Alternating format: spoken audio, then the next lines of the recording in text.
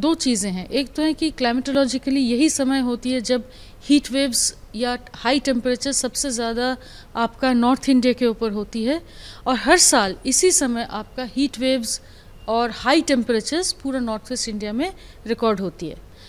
दूसरी बात आपको ध्यान में रखना पड़ेगा कि ये है पहला episode, long episode of heat waves जो नॉर्थ वेस्ट इंडिया पे हुआ है। इससे पहले का 1 महीने के करीब से heat wave, severe heat wave जो चल रहा था वो था बंगाल, उड़ीसा और आसपास के क्षेत्र में। तो अभी का जो स्थिति है, हम जैसे कई दिनों से पूर्वानुमान जारी कर रहे हैं कि हीट वेव का जो स्थिति है वो धीरे धीरे कम हो रही है।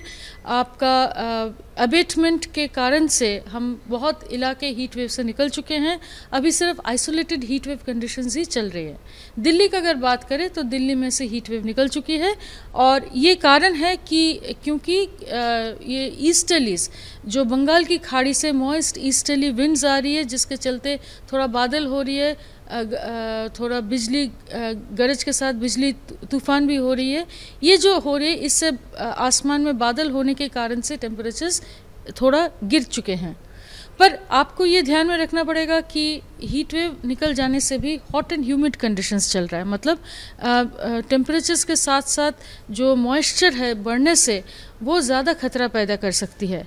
यानी कि आप जो सतर्कता जारी ले रहे थे आप heat wave, severe heat wave के लिए 50 डिग्री सेल्सियस के लिए, आपको उसी तरह से अभी भी सतर्क रहना पड़ेगा, क्योंकि हॉट एंड ह्यूमिड कंडीशंस जो आपका पूरा अभी नॉर्थ इंडिया के ऊपर चल रहा है ये भी कम खतरे का चीज़ नहीं है। नहीं, मॉइस्चर के साथ कंक्रीट का तो कोई संपर्क नहीं है। मॉइस्चर आ रही है मतलब आपका टेम्परेचर्स के साथ साथ ह्यूमिडिटी भी आ रही है, वो उसके साथ कंक्रीट का कोई रिलेशन नहीं है।